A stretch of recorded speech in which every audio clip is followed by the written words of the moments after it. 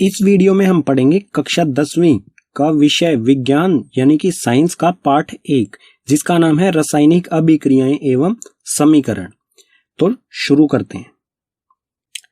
तो इस पाठ में सबसे पहला विषय आता है हमारा रासायनिक अभिक्रिया। रासायनिक अभिक्रिया क्या होती है? जब दो या दो से अधिक पदार्थ मिलकर एक या एक से अधिक नए गुणधर्म वाले पदार्थों का निर्माण करते हैं तो उसे रासायनिक अभिक्रिया कहा जाता है।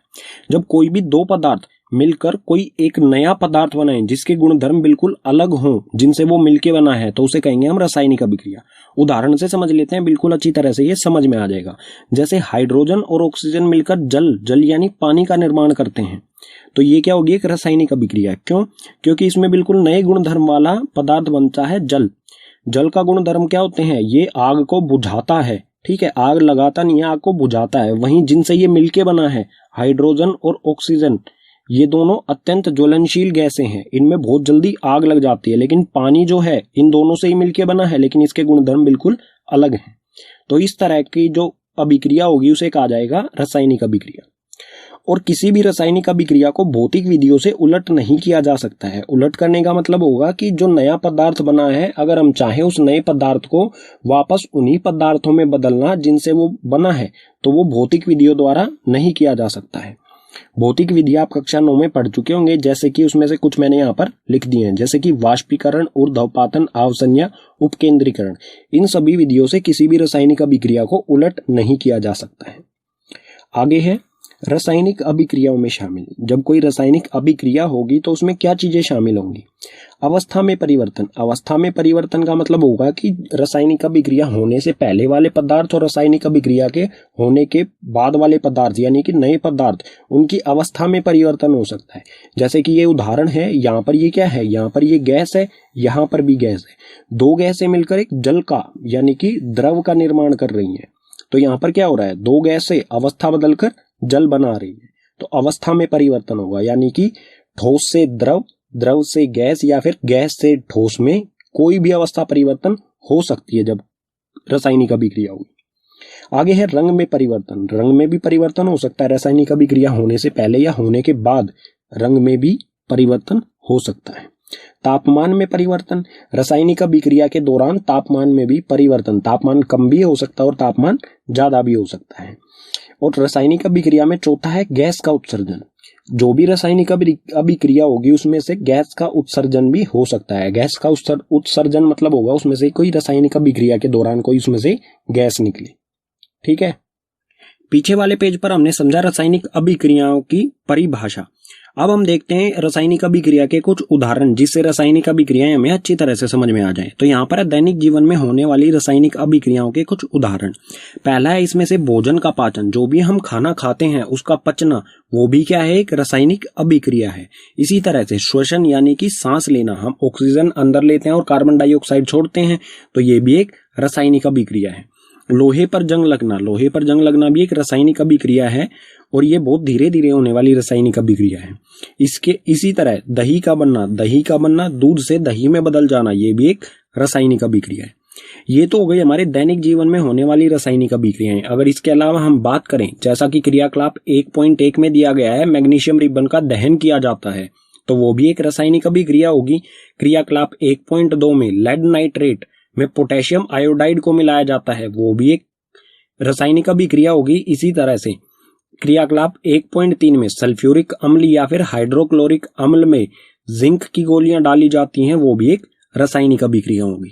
ठीक है, रासायनिक अभिक्रिया में दो महत्वपूर्ण चीजें होती हैं, अभिकारक और उत्पाद। तो ये दोनों क्या होते हैं? पढ़ते हैं। अभिकारक ऐसे पदार्थ जो किसी रासायनिक अभिक्रिया में भाग या फिर हिस्सा लेते हैं उसे अभिकारक कहा जाएगा। और उत्पाद ऐसे पदार्थ जिनका निर्माण रासायनिक अभिक्रिया में होता है उसे कहेंगे उत्पादी। उत्पाद यानी कि जो नया पदार्थ बनता है, नए गुणधर्म वाला पदार्थ बनता है, वो होगा उत्पाद। और जिनसे मिलके बनता है उसे कहेंगे हम अभिकारक। ठीक है, उदाहरण की सहायता से इन्हें बिल्कुल अच्छी तरह से समझ लेते हैं, अभिकारक और उत्पाद। उदाहरण ले रखा है हमने यहाँ पर, हाइड्रोजन और ऑक्सीजन मिलकर जल यानी पानी का निर्माण करते हैं। तो यहाँ पर हमें देखना है नया जो पदार्थ है वो कौन सा है। तो नया पदार्थ क्या है? किसका निर्माण हुआ? यहाँ पर जल का, बिल्कुल नए गुणधर्म वाला पदार्थ है जल। तो ये होगा उत्पाद। और जिनसे मिलके बना है वो होंगे अभिकारक। किन किन से मिलके बना है? ये हाइड्रोजन से और ऑक्सीजन से, ये दोनों होंगे अभिकारक। ठीक है, अगला विषय है हमारा रासायनिक समीकरण। रासायनिक समीकरण क्या होता है और इसे किस तरह से लिखा जाता है? तो रासायनिक अभिक्रिया, जो भी रासायनिक अभिक्रिया होती है उसको रासायनिक समीकरण के द्वारा निरूपित किया जाता है या फिर कह सकते हैं दर्शाया जा सकता है। ठीक है, और रासायनिक समीकरण में रासायनिक समीकरण के अभिकारक और उत्पादों में, चाहे वो अभिकारक हो चाहे उत्पाद हो, उसमें क्या होता है, पदार्थ के प्रतीकों का इस्तेमाल किया जाता है। जो भी पदार्थ के प्रतीक होंगे उनका इस्तेमाल किया जाता है। पदार्थ के प्रतीकों का मतलब क्या होगा, जैसे अगर ऑक्सीजन है तो उसका प्रतीक क्या होता है O, नाइट्रोजन है तो उसका प्रतीक होता है N, अगर लोहा है, आयरन जिसे कहते हैं इंग्लिश में, उसे उसका प्रतीक है Fe। तो इन प्रतीकों का इस्तेमाल किया जाएगा और प्रतीकों को हम सूत्र भी कह सकते हैं। और प्रतीकों के साथ उनकी भौतिक अवस्था को भी दर्शाया जाता है। भौतिक अवस्था यानी कि वो ठोस हैं, द्रव हैं, गैस हैं या फिर जलीय विलयन है। तो ठोस के लिए हम लिखेंगे S, द्रव के लिए लिखा जाएगा L, लिक्विड होता है। ठीक है, इसे इंग्लिश की फॉर्म में लिखा जाता है। ठोस को कहा जाता है सॉलिड, तो उसके लिए हम लिखेंगे S। द्रव को कहा जाता है लिक्विड, तो L। गैस को गैस ही कहते हैं, तो G। और एक्वस यानी कि जलीय विलयन, ऐसा विलयन जो जल के अंदर बना है, ऐसा, ठीक है, जो जल के अंदर बनता है उसे लिखेंगे हम AQ यानी एक्वस, इसे इंग्लिश में एक्वस कहा जाता है। तो उदाहरण ले लेते हैं इसका अच्छी तरह से समझने के लिए। उदाहरण ले रहे हैं हम यहाँ पर क्रियाकलाप 1.1 से। मैग्नीशियम रिबन को वायु या फिर कह सकते हैं ऑक्सीजन में दहन कर मैग्नीशियम ऑक्साइड बनाना। क्रियाकलाप 1 में मैग्नीशियम रिबन को दहन किया जाता है वायु की मौजूदगी में। वायु की जगह हम क्या कहेंगे, ऑक्सीजन, क्योंकि यही गैस होती है जो किसी भी दहन का कारण होती है। अगर ऑक्सीजन नहीं होगी तो दहन नहीं होगा। तो उत्तरदायी, दहन के लिए उत्तरदायी गैस होती है ऑक्सीजन, तो वायु की जगह हम कहेंगे ऑक्सीजन। तो यहां पर हमें सबसे पहले पहचानना है अभिकारक क्या है। ठीक है, नया पदार्थ क्या बनता है यहां पर, मैग्नीशियम ऑक्साइड, मतलब ये क्या है, ये है उत्पाद। ठीक है, ये लिख देते हैं यहां पर उत्पाद। जिनसे ये मिलके बना है वो होंगे अभिकारक। तो ये किससे मिलके बना है, मैग्नीशियम से और ऑक्सीजन से, तो ये दोनों क्या होंगे, अभिकारक। ठीक है, तो इसको सूत्र के द्वारा किस तरह से दर्शाया जाता है वो बताने जा रहा हूं मैं। सबसे पहले मैग्नीशियम, मैग्नीशियम का प्रतीक क्या होता है, Mg।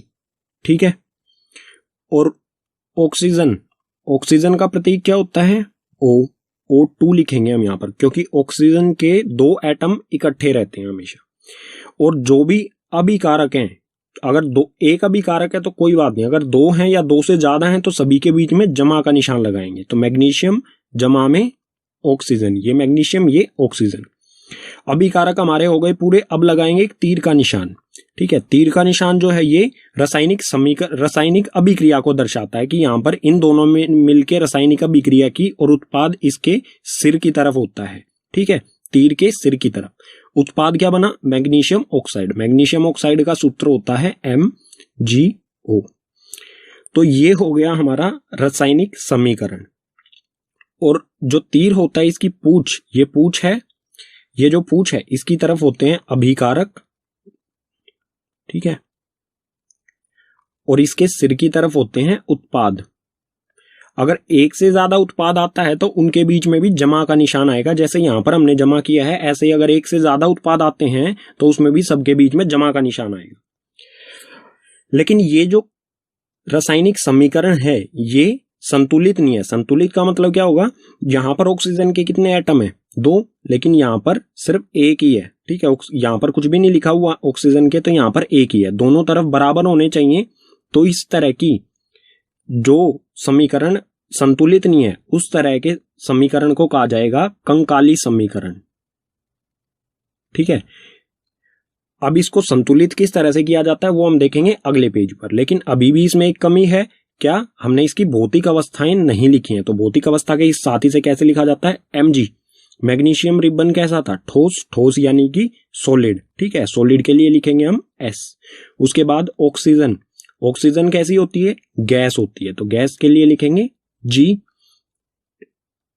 रासायनिक अभिक्रिया हुई, रासायनिक अभिक्रिया होने को दर्शाता है ये। रासायनिक अभिक्रिया हुई और हमें क्या मिला, मैग्नीशियम ऑक्साइड MgO।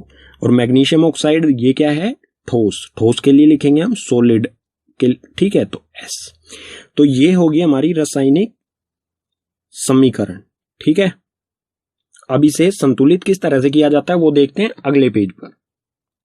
अब हम देखेंगे रासायनिक समीकरण को संतुलित करना। कोई भी रासायनिक समीकरण होता है उसको किस प्रकार से संतुलित किया जाता है। तो यहाँ पर है Fe जो प्रतीक होता है वो होता है लोहा, लोहे का प्रतीक लोहा जमा में H2O यानी कि जल। लोहा और जल अभिकारक दो हैं, वो अभिक्रिया करके लोहा Fe3O4 यानी Fe3O4 लोहे का ऑक्साइड जमा में H2 यानी हाइड्रोजन गैस बनाते हैं। तो इस अभिक्रिया को हम संतुलित करके देखेंगे। संतुलित करने का मतलब क्या होगा, सबसे पहले हम इसमें अभिकारक, जो भी अभिकारक हैं उसमें कितने एटम यानी कि परमाणुओं की संख्या गिनेंगे, ठीक है। यहाँ पर लोहा है, लोहे के कितने परमाणु है, यहाँ पर कुछ नहीं लिखा हुआ, तो Fe मतलब लोहे का एक परमाणु है। तो इस तरह की आपको एक टेबल बनानी है जिसमें आपको तत्व लिखने हैं एक लाइन में, अभिकारक और उत्पाद। इसमें हम अभिकारक के नीचे लिखेंगे Fe यानी लोहे में कितने परमाणुओं की संख्या है, और इसमें उत्पाद में लोहे में कितने परमाणुओं की संख्या है, इसी तरह से हाइड्रोजन और ऑक्सीजन की। तो इसे संतुलित करते हैं। Fe यानी कि लोहे का एक परमाणु है अभिकारक में, ठीक है। अब देखेंगे लोहे का उत्पाद में कितने परमाणु है। लोहे के उत्पाद में 3 परमाणु हैं, तो यहां पर लिखा हमने 3। अब देखते हैं हाइड्रोजन के अभिकारक में 2 हैं और उत्पाद में भी 2 हैं, तो ये 2 हो और ये भी 2। ऑक्सीजन बचता है, ऑक्सीजन के अभिकारक में 1 है और उत्पाद में 4 हैं, तो ये 1 और यहां पर 4। संतुलित करने का मतलब क्या होगा कि जितनी परमाणुओं की संख्या किसी तत्व की अभिकारक में है उतनी ही उत्पाद में होनी चाहिए, ठीक है। अभिकारक और उत्पाद में बराबर परमाणुओं की संख्या, बराबर एटम की संख्या होनी चाहिए। अगर यहाँ पर 1 है तो यहाँ पर भी 1 होना चाहिए, अगर यहाँ पर 3 है तो यहाँ पर भी 3 होना चाहिए, बराबर होने चाहिए। तो इसका संतुलित करने का कोई ऐसा स्पेसिफिक फॉर्मूला या कोई तरीका नहीं है, इसको बस थोड़ा सा अपना दिमाग पर जोर डालना है और यह आसानी से हो जाता है, ठीक है। सबसे पहले हम क्या करेंगे, जो भी हमारे तत्व हैं वो अभिकारक में हो चाहे उत्पाद में हो, उनको एक ब्रैकेट में बंद करेंगे इस तरह से। ब्रैकेट में बंद करने का क्या मतलब होगा कि ब्रैकेट के हम अंदर कोई भी बदलाव नहीं कर सकते हैं। जो भी ये ब्रैकेट के अंदर जो चीज आ गई है उसमें कोई भी बदलाव नहीं कर सकते हैं। और इसमें हम कुछ मल्टीप्लाई कर सकते हैं, मल्टीप्लाई यानी गुणा कर सकते हैं। किस तरह से, जैसे उत्पाद में 3 है और अभिकारक में 1 है, तो अभिकारक को भी अगर हम 3 बनाना चाहें तो इस 1 को कितने से गुना करना पड़ेगा, 1 को हम गुना करेंगे 3 से, तो 1 को 3 से गुना किया, ये हो गया 3। अब ये जो अभिकारक में हमने 3 यहां पर गुना किया है, ये हमें कहां लिखना है, Fe जो लोहा है इसके यहां पर आगे, ठीक है। तो ये यहां पर इसका मतलब क्या है, 3 Fe, 3 हो गए लोहे के परमाणु, यहां पर भी 3 है और यहां पर भी 3, तो Fe मतलब लोहा जो है वो हो गया संतुलित। हाइड्रोजन को देखते हैं, हाइड्रोजन यहां पर 2 है और यहां पर भी 2, हाइड्रोजन पहले से ही संतुलित है, इसे हमें करने की जरूरत नहीं है। अब देखेंगे हम ऑक्सीजन का अभिकारक में 1 है और उत्पाद में 4 है, तो अभिकारकों में हम कितना गुना करेंगे, 4 से गुना करने पर ये क्या हो जाएगा, 1 गुना में 4, 4। तो अब क्या करोगे आप, हाइड्रोजन मतलब हाइड्रोजन और ऑक्सीजन के पहले यहां तो आप लिख नहीं सकते बीच में 4, आपको लिखना पड़ेगा 4 यहां पर, और यहां पर 4 लिखने का मतलब क्या होगा, 4 दूनी 8, 8 तो यहां पर हाइड्रोजन के हो जाएंगे और 4 ऑक्सीजन का 1 है, तो 4 एकम 4 ऑक्सीजन के हो जाएंगे 4, ठीक है। मतलब ये 4 जो हमने गुना किया है ये पूरे में हाइड्रोजन और ऑक्सीजन दोनों में गुना हुआ है, तो यहां पर भी ये 4 यहां पर गुना करूंगा मैं, तो हो गए 8। इससे ऑक्सीजन तो हमारा संतुलित हो जाता है, ऑक्सीजन के तो हो गए 4, लेकिन इससे हाइड्रोजन जो था वो असंतुलित हो गया। तो हाइड्रोजन को भी देखते हैं। अब इस तरफ तो हम अभिकारकों में तो हम कोई बदलाव कर नहीं सकते हैं क्योंकि हम दोनों के आगे लगा चुके हैं पहले ही। तो दूसरी तरफ देखते हैं, दूसरी तरफ में हमें हाइड्रोजन को करना है उत्पाद, तो यहां पर आएंगे, यहां पर हम कितने से गुना करें कि ये 8 हो जाए, 2 को हम कितने से गुना करेंगे 8 हो जाए, तो करेंगे 4 से गुना, तो ये हो गया 8, तो यहां हम लिखेंगे 4। तो ये हो गई संतुलित अभिक्रिया, जहां पर दोनों तरफ अभिकारकों में और उत्पादों में दोनों तरफ बराबर परमाणुओं की संख्या है, 3 3 8 8 और 4 4, सभी के, लोहे के, हाइड्रोजन के और ऑक्सीजन के, सभी हो गए संतुलित। लेकिन अभी भी ये प्रॉपर एक अच्छी तरह से लिखी गई समीकरण नहीं है क्योंकि इसमें भौतिक अवस्थाएं हमने नहीं लिखी हैं, तो इसे भौतिक अवस्थाओं के साथ लिखेंगे इस तरह से 3 Fe। अब ब्रैकेट हमें हटा देना है। Fe क्या है, लोहा क्या होता है, ठोस यानी कि सॉलिड, S से सॉलिड हो गया। ठीक है, ये हो गया सॉलिड। जमा में 4 H2O। H2O क्या होता है? जल। जल जो होता है वो होता है द्रव यानी कि लिक्विड, L फॉर लिक्विड। अभिक्रिया हुई और ये बना Fe3O4 जो कि एक ठोस होता है। ठीक है, ठोस यानी सॉलिड। जमा में 4H2 हाइड्रोजन जो कि एक गैस होती है। तो इस तरह की यह अभिक्रिया होगी जो संतुलित होगी। हमें इसको इस तरह से बनाना है। तो एक और उदाहरण देख लेते हैं हम, जो क्रियाकलाप 1.1 से है। मैग्नीशियम रिबन को ऑक्सीजन की उपस्थिति में जलाया जाता है, तो वो है Mg जमा में O2। अभिक्रिया करके क्या बनाता है? ये मैग्नीशियम ऑक्साइड MgO। तो ऊपर वाली जो समीकरण था, ऊपर वाला समीकरण, इसमें तो थोड़ा सा हमें मुश्किल पड़ा, लेकिन ये बिल्कुल आसानी से हो जाएगा। कुछ ऐसे समीकरण होते हैं जो बिल्कुल आसानी से हो जाते हैं, कुछ में थोड़ा सा ज्यादा कैलकुलेशन करनी पड़ती है। इसके लिए हमें टेबल बनाने की भी जरूरत नहीं पड़ेगी। किस तरह से? Mg यहां पर एक है, यहां पर भी एक है, मतलब अभिकारक में भी एक और उत्पाद में भी एक। ऑक्सीजन तो Mg तो संतुलित है। ऑक्सीजन यहां पर 2 है, यहां पर अकेला है। तो हम क्या करेंगे? यहां पर 2 लगा देंगे। मतलब 2 लगाने से क्या हुआ? यहां पर मैग्नीशियम के भी 2 हो गए और ऑक्सीजन के भी 2 हो गए। लेकिन और जैसे ही हमने ऑक्सीजन को यहां पर संतुलित किया तो मैग्नीशियम असंतुलित हो गया। तो मैग्नीशियम को यहां पर अगर हम 2 लगा देंगे तो ये मैग्नीशियम भी संतुलित हो जाएगा। तो ये पूरी इक्वेशन हो गई संतुलित। अब इसको भौतिक जो अवस्था होती है उसके साथ लिखेंगे, तो ये हो जाएगा 2Mg ठोस यानी कि सॉलिड जमा में O2 जो होती है गैस, और उसके बाद 2MgO मैग्नीशियम ऑक्साइड जो होगी ठोस। ठीक है, ठोस यानी सॉलिड। तो इस तरह से किसी भी रासायनिक समीकरण को संतुलित किया जाता है। आप जितना अध्ययन यानी प्रैक्टिस करोगे उतना ही ये आपके लिए आसान होता जाएगा। पीछे वाले पेज पर हमने रासायनिक समीकरण को संतुलित किया था। अब हम देखते हैं रासायनिक समीकरण को संतुलित करना क्यों आवश्यक है। जो भी संतुलित किया था वो क्यों जरूरी है उसको संतुलित करना। तो इसका एकमात्र कारण है द्रव्यमान संरक्षण का नियम। ये आप कक्षा 9 में पढ़ चुके हैं। ये नियम क्या कहता है? किसी भी रासायनिक अभिक्रिया में ना तो द्रव्यमान का निर्माण होता है, ठीक है, ना तो द्रव्यमान का निर्माण होता है और ना ही विनाश होता है। इसका मतलब क्या होगा? द्रव्यमान जितना अभिकारकों में है रासायनिक अभिक्रिया के पहले है, वो उतना ही उत्पादों में रासायनिक अभिक्रिया के बाद रहेगा। तो इस नियम से हम निष्कर्ष निकाल सकते हैं कि रासायनिक अभिक्रिया के पहले यानी कि अभिकारक एवं उसके बाद रासायनिक अभिक्रिया होने के बाद यानी कि उत्पाद में प्रत्येक पदार्थ के परमाणुओं की संख्या बराबर होनी चाहिए। परमाणुओं की संख्या बराबर इसलिए होनी चाहिए क्योंकि परमाणु द्रव्यमान जो है वो किस चीज पर डिपेंड करता है? परमाणुओं की संख्या पर। तो परमाणुओं की संख्या बराबर होगी तो ही द्रव्यमान दोनों तरफ बराबर होगा। ठीक है, अब देखते हैं रासायनिक अभिक्रियाओं के प्रकार। रासायनिक अभिक्रियाओं के कितने प्रकार होते हैं, इनको एक एक करके पढ़ेंगे। तो रासायनिक अभिक्रिया का पहला प्रकार है संयोजन अभिक्रिया। संयोजन अभिक्रिया क्या होती है? इस अभिक्रिया में 2 या 2 से अधिक अभिकारक मिलकर एक उत्पाद बनाएं, एक या फिर अकेला उत्पाद बनाएं, तो उसे कहा जाएगा संयोजन अभिक्रिया। अभिकारक तो 2 या 2 से ज्यादा भी हो सकते हैं, लेकिन उत्पाद हमेशा एक ही बने, ऐसी अभिक्रिया को संयोजन अभिक्रिया कहा जाएगा। और इसका जो रासायनिक समीकरण कुछ इस तरह से होगा। एक अभिकारक A है और एक अभिकारक B है। 2 अभिकारक जुड़कर 2 या 2 से ज्यादा अभिकारक जुड़कर अकेला C उत्पाद बनाएं, तो इस तरह का जो रासायनिक समीकरण लिखा होगा उसको कहा जाएगा संयोजन अभिक्रिया। उदाहरण से और अच्छी तरह से समझ लेते हैं। उदाहरण में सबसे पहला है कोयले का दहन। कोयले का दहन किस तरह से होता है? कोयला क्या होता है? कार्बन का सूत्र होता है कार्बन का प्रतीक C। ठीक है, तो एक कार्बन जमा में ऑक्सीजन इसलिए क्योंकि ऑक्सीजन गैस ही किसी भी दहन के लिए उत्तरदायी होती है। तो कार्बन जमा में ऑक्सीजन, 2 अभिकारक मिलकर एक CO2 गैस का निर्माण करते हैं। जलने के बाद कोयले में से CO2 गैस निकलती है। तो 2 अभिकारक एक सिंगल अकेले उत्पाद का निर्माण करते हैं, तो उसे कहा जाएगा संयोजन अभिक्रिया। ये उदाहरण हो जाएगा। इसी तरह से अगला उदाहरण जल का निर्माण भी संयोजन अभिक्रिया के द्वारा ही होता है। इसमें 2 चीजें होती हैं, 2H2 यानी कि हाइड्रोजन और ऑक्सीजन। 2 अभिकारक मिलकर एक अकेली चीज जल यानी कि H2O का निर्माण कर रहे हैं। तो 2 अभिकारक एक चीज का निर्माण कर रहे हैं तो संयोजन अभिक्रिया। ये दोनों इसके उदाहरण हो जाएंगे। ठीक है, रासायनिक अभिक्रिया का दूसरा प्रकार है वियोजन अभिक्रिया। वियोजन अभिक्रिया क्या होती है? वियोजन का मतलब होता है अलग होना। तो ये अभिक्रिया क्या होती है? एक अभिकारक टूटकर दो या दो से अधिक उत्पादों में बदल जाए तो उसे वियोजन अभिक्रिया कहा जाएगा।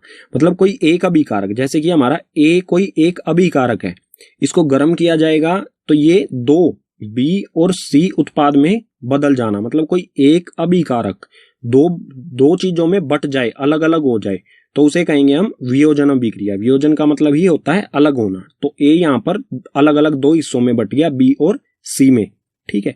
और ये वियोजन अभिक्रिया ये तीन प्रकार से होती है: ऊष्मीय वियोजन, वैद्युत वियोजन और प्रकाशीय वियोजन। इन तीनों के बारे में अगले पेज पर उदाहरण सहित पढ़ते हैं बिल्कुल अच्छी तरह से। तो वियोजन अभिक्रिया का पहला प्रकार है ऊष्मीय वियोजन। ये क्या होता है?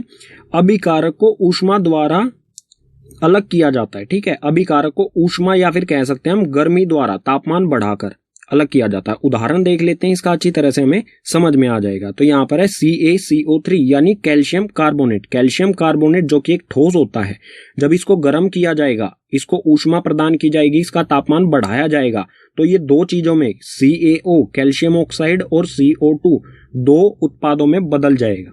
तो कोई एक अभिकारक ऊष्मा द्वारा दो उत्पादों में बदल जाए तो उसे कहेंगे हम ऊष्मीय वियोजन। ऊष्मा का मतलब ये होता है गर्मी, तो ऐसा वियोजन जो गर्मी के द्वारा किया जाए, ठीक है।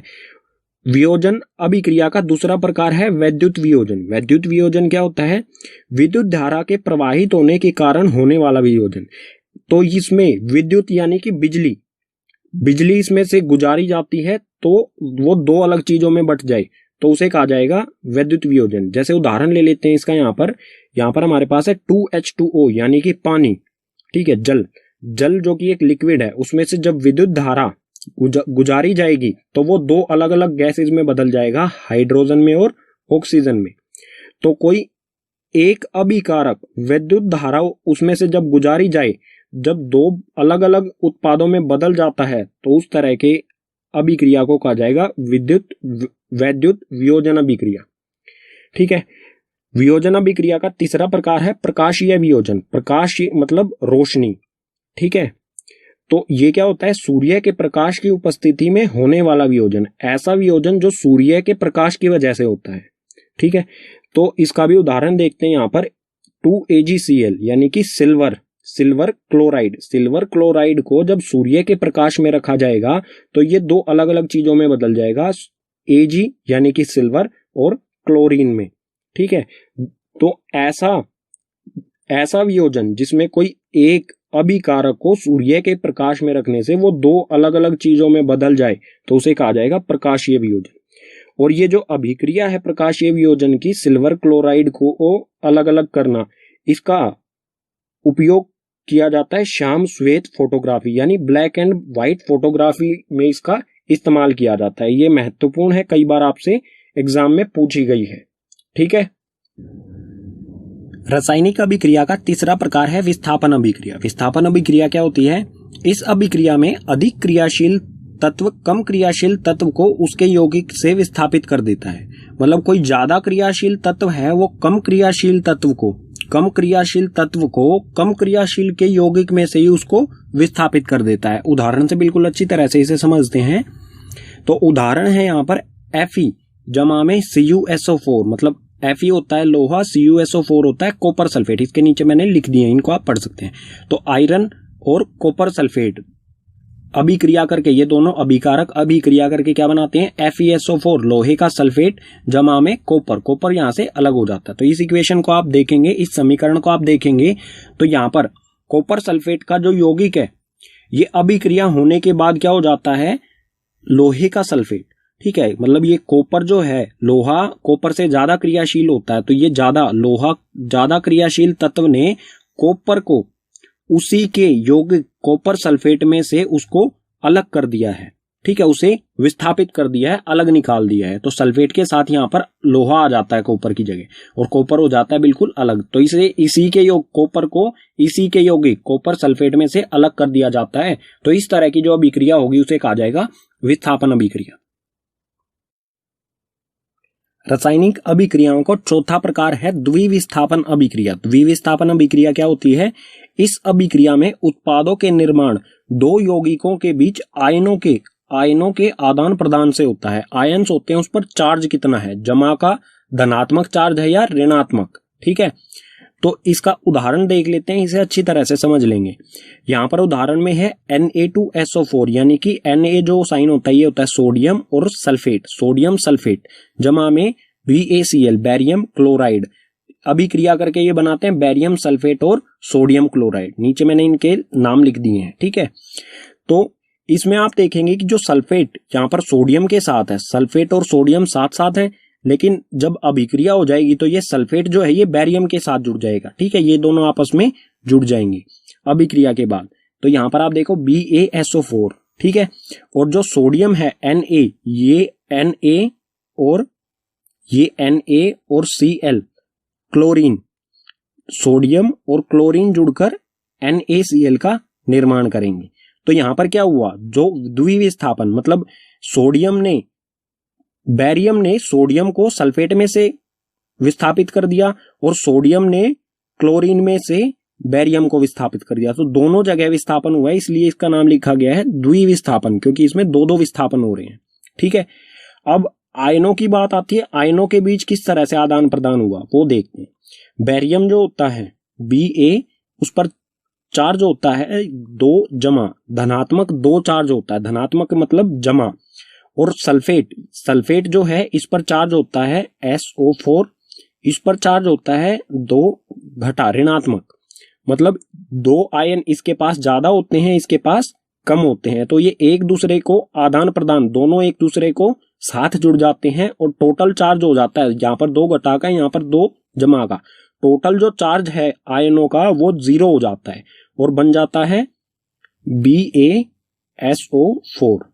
ठीक है, और ये जो BaSO4 होता है, BaSO4 सफेद अविल्य अवशेप का निर्माण करता है। अविल्य अवशेप वो होता है जो जल के अंदर बनता है, लेकिन जल के अंदर वो अघुलनशील होता है। वो कुछ इस तरह से बनेगा, जैसे इस बीकर है, इसमें जल है, ठीक है, ये जल है, इसमें जब अभिक्रिया होगी तो इसमें एक अविल्य जो पानी में अघुलनशील तत्व का निर्माण होगा, जो कि इसमें नीचे की तरफ इस तरह से बैठ जाएगा, पानी में वो घुलेगा नहीं। ठीक है, तो ये नीचे जो सफेद सफेद कलर का आपको दिखाई दिया, इस तरह का कुछ बैरियम सल्फेट बनेगा। ठीक है, रासायनिक अभिक्रियाओं का 5वां प्रकार है उपचयन और अपचयन। दोनों मिलते जुलते शब्द हैं, तो अच्छी तरह से इन्हें पढ़ें। उपचयन और अपचयन। उपचयन क्या होता है, पदार्थ में ऑक्सीजन की वृद्धि होना, या तो पदार्थ में ऑक्सीजन की वृद्धि हो अभिक्रिया के दौरान, या फिर हाइड्रोजन का ह्रास हो। ठीक है, यहाँ पर रह की मात्रा आएगी, हाइड्रोजन का ह्रास यानी हाइड्रोजन की कमी हो, दोनों कंडीशन में उपचयन कहा जाएगा उसे। ठीक है, अपचयन क्या होता है, बिल्कुल उपचयन का उल्टा अपचयन होता है। अपचयन में पदार्थ में हाइड्रोजन की वृद्धि यानी हाइड्रोजन अगर जुड़ जाए, या फिर ऑक्सीजन का ह्रास यानी कि ऑक्सीजन उसमें से हट जाए, तो उसे क्या कहा जाएगा, अपचयन। उदाहरण की सहायता से बिल्कुल अच्छी तरह से समझते हैं इसे। यहाँ पर ये उदाहरण है, कार्बन जमा में, ये है C, कार्बन जमा में ऑक्सीजन, कार्बन और ऑक्सीजन दोनों अभिक्रिया करके कार्बन डाइऑक्साइड CO2 का निर्माण करते हैं। तो यहाँ पर कार्बन अकेला है, इधर जाने पर इसमें क्या हो गया, ऑक्सीजन जुड़ गई, तो यहाँ कार्बन का क्या हुआ है, उपचयन। ठीक है, कोई भी एक चीज हो जाए, या तो ऑक्सीजन जुड़ जाए या हाइड्रोजन हट जाए, दोनों कंडीशन क्या होंगी, उपचयन। और अपचयन में क्या होगा, या तो हाइड्रोजन जुड़ जाए या ऑक्सीजन कम हो जाए, दोनों कंडीशन में क्या कहा जाएगा, अपचयन। एक और उदाहरण देख लेते हैं इसका, जैसे यहां पर हो रहा है CuO, कॉपर ऑक्साइड जमा में हाइड्रोजन, कॉपर ऑक्साइड और हाइड्रोजन अभिक्रिया करके जब इन दोनों को गर्म किया जाता है तो ये बनाते हैं कॉपर जमा में H2O यानी जल।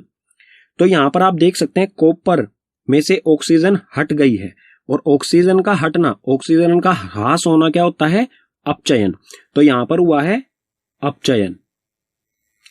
ठीक है, और इसी तरह आप देखेंगे हाइड्रोजन, यहां पर अकेला हाइड्रोजन है, जब यह अभिक्रिया होने के बाद इसमें क्या हो जाता है, ऑक्सीजन जुड़ जाती है। तो ऑक्सीजन का जुड़ना क्या होता है, ऑक्सीजन में वृद्धि होना या ऑक्सीजन का जुड़ना उपचयन।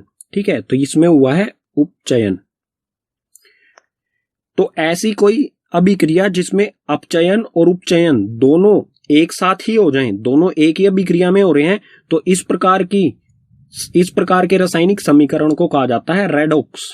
ठीक है, रेडॉक्स अभिक्रिया। पीछे वाले पेज पर पढ़ा हमने उपचयन और अपचयन। अब हम देखते हैं दैनिक जीवन में उपचयन अभिक्रियाओं के प्रभाव।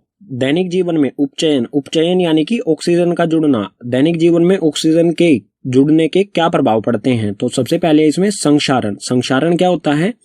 जब कोई धातु आर्द्रता यानी कि नमी, वायु, पानी, अम्ल आदि के संपर्क में आता है तो धातु संक्षारित हो जाता है। संक्षारित मतलब कमजोर होने लग जाता है जब इन सब चीजों के आर्द्रता, वायु और पानी, अम्ल आदि के संपर्क में आता है। इसे हम जंग लगना भी कह सकते हैं। उदाहरण देख लेते हैं, अच्छी तरह से हमें समझ में आ जाएगा। जैसे उदाहरण, लोहे पर जंग लगना। लोहा जब होता है वो पानी, इस पर पानी लगता रहे या हवा इससे टकराती रहे तो ये क्या होने, इस पे जंग लगने लगता है। काला लोहा जो होता है उसकी परत पर लाल लाल सा पाउडर बनने लग जाता है जो कि जंग होता है इसमें। ठीक है, तो लोहे पर जंग लगना भी संक्षारण का ही उदाहरण है। इसी तरह चांदी पर काली परत बनना, ये भी एक संक्षारण का ही उदाहरण है। तांबे पर हरी परत बनना। तांबे के बर्तन होते हैं, कुछ दिनों बाद अगर वो ऐसे ही रखे रहते हैं तो उनपे काली परत, हरी परत बनने लग जाती है, तो वो होता है तांबे का संक्षारण, यानी तांबे पर जंग लगना। और जो संक्षारण होता है इसके कारण धातु जो है वो कमजोर हो जाता है, और संक्षारण से बचने के लिए कोई भी धातु है उस पर हमें करना पड़ता है पेंट। ठीक है, पेंट किया जाता है संक्षारण से किसी भी धातु को बचाने के लिए। तो आपके घर में जो भी लोहे की वस्तुएं होंगी, गेट या फिर जो भी है, उस पर पेंट किया जाता है। ठीक है, दूसरा उपचयन अभिक्रियाओं का प्रभाव है विक्रगंधिता। विक्रगंधिता क्या होता है? वसा युक्त और तैलीय खाद्य सामग्री, जो भी हमारा खाना होता है जिसमें वसा हो या फिर तेल से बना हुआ खाना जो होता है, वो वायु के संपर्क में आने पर उपचयित हो जाते हैं। उपचयित होने का मतलब क्या होगा? वायु से वो अभिक्रिया कर लेता है लंबे समय तक। जब वायु के संपर्क में रहेगा तो वो वायु के साथ अभिक्रिया कर लेता है और उपचयित यानी कि ऑक्सीजन उसके साथ जुड़ जाती है, जिससे उनके स्वाद और गंध में परिवर्तन हो जाता है। जब लंबे समय तक खाना रखा रहता है उसका स्वाद बिल्कुल बदल जाता है। ठीक है, और उसमें से गंध यानी कि बदबू आने लग जाती है, खाने लायक नहीं रहता है वो।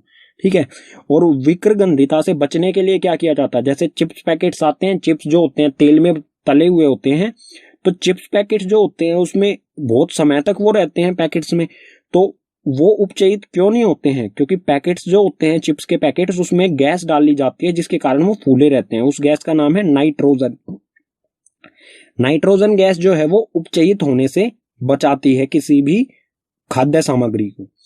एक तरीका तो है नाइट्रोजन गैस पैकेट्स में हम डाल के उपचयित होने से, विक्रगंधिता होने से हम बचा सकते हैं अपने खाने को। दूसरा तरीका है उसे ठंडा कर देंगे। ठीक है, फ्रिज में अगर हम रख देंगे, फ्रिज में कोई भी खाना हम रखेंगे तो उससे विक्रगंधिता धीमी हो जाती है। ठीक है, दुगना समय लगता है उसे फिर विक्रगंधित होने में। रासायनिक अभिक्रियाओं के प्रकार पढ़े हमने 1 से लेके 5 तक। अब रासायनिक अभिक्रियाओं को दूसरे प्रकार से भी वर्गीकृत किया जाता है, उसको पढ़ते हैं। तो रासायनिक अभिक्रिया के प्रकार, इसे वर्गीकृत किस आधार पर किया गया है? तापमान के आधार पर इसे वर्गीकृत किया है। तो तापमान के आधार पर रासायनिक अभिक्रिया को 2 तरह से वर्गीकृत किया जाता है। पहला है ऊष्माक्षेपी और दूसरा है ऊष्माशोषी। तो ऊष्माक्षेपी अभिक्रिया क्या होती है? जिन अभिक्रिया में उत्पाद के निर्माण के साथ साथ ऊष्मा का भी उत्सर्जन होता है तो उसे कहा जाएगा ऊष्माक्षेपी अभिक्रिया। जैसे उदाहरण से अच्छी तरह से समझते हैं, ये अभिकारक है।